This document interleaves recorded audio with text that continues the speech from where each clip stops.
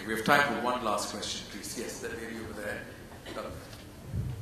Hi, thanks. My name is Bihian and I'm from Intersection Research Consultancy. I have an open question for all the speakers on the panel.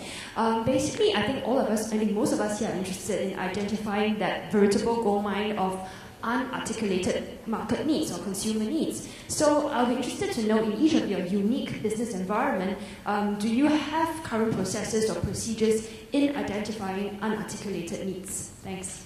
Okay, great. Can I dovetail another question together with that?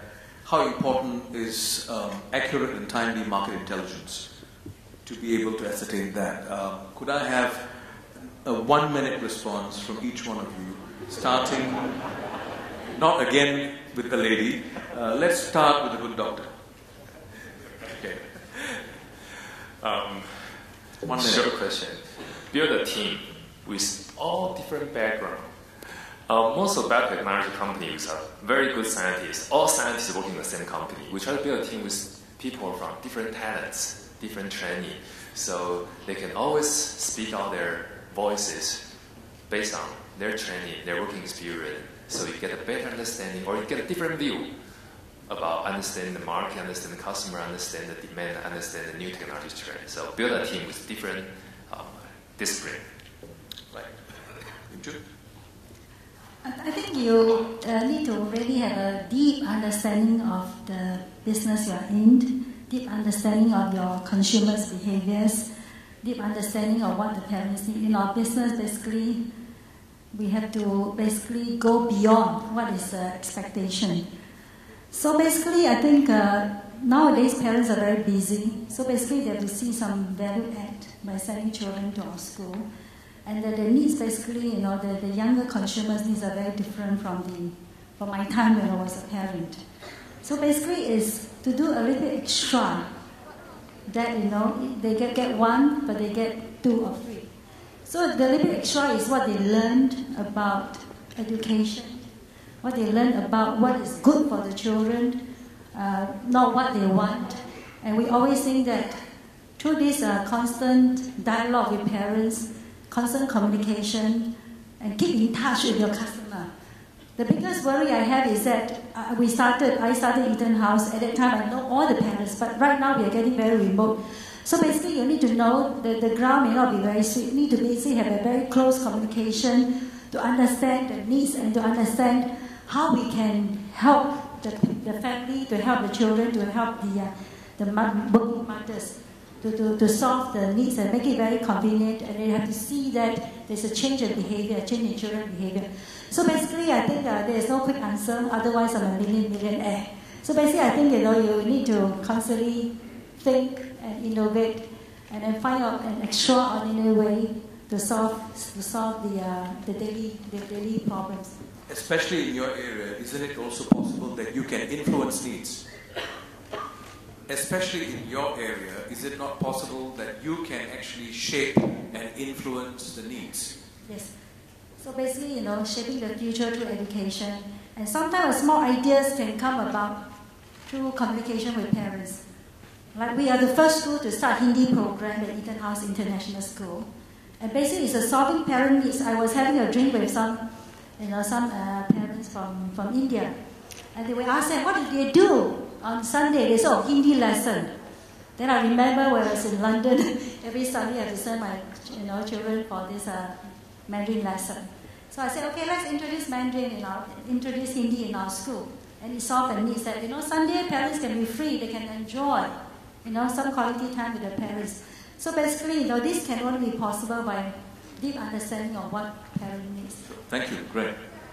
Going along the same lines, it is really just communication, talking to your customer base, finding out what their requirements are, also to the extent of trying to look at the technology and moving forward and shaping the future, if you like, for shipping needs that customers are requiring.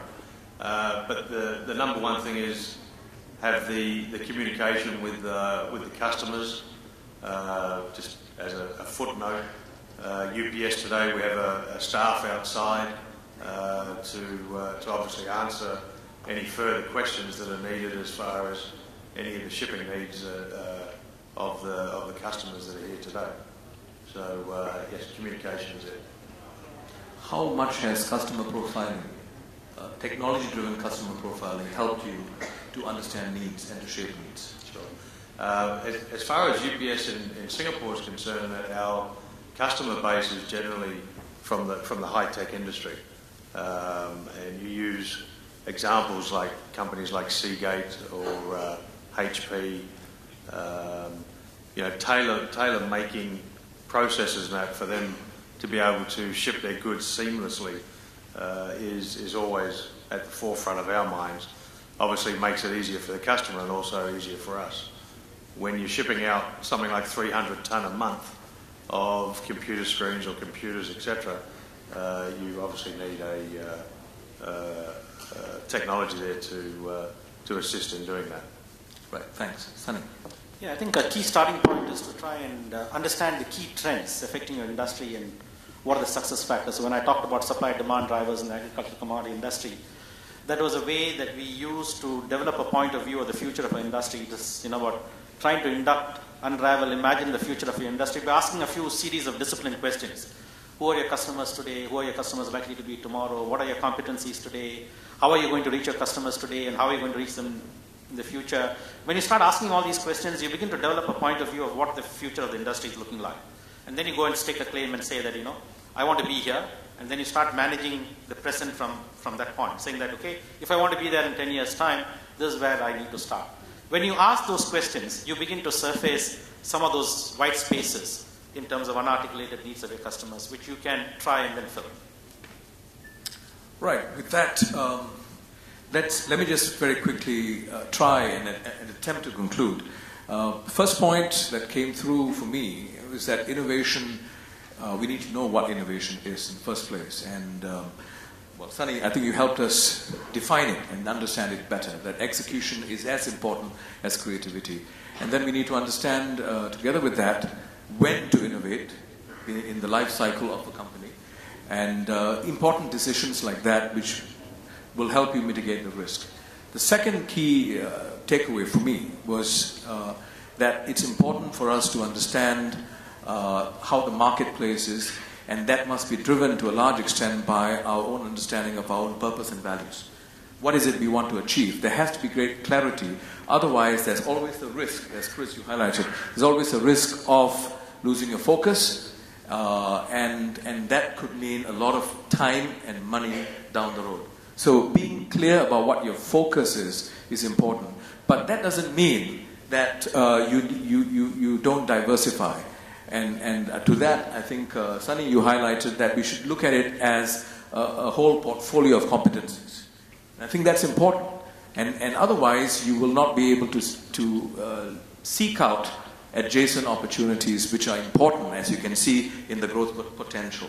And last but not least, you need to build a culture within your organization that encourages innovation, that encourages creativity, that encourages curiosity and inquiry. It needs to go beyond lip service. And a lot of that needs to come from the leader. And I'm using the word leader and not manager. That I think we need leadership here. And if you don't have that leadership, you're not going to have innovation in the true sense of the word. And as, again, Sunny highlighted, you need to hire people who fit the bill of the culture that you want in your organization, and it will vary from organizations to organizations. I'm afraid that's all the time we have. I've enjoyed this. I'm sure you have too, so why don't we show our panelists how much we enjoyed the presentations.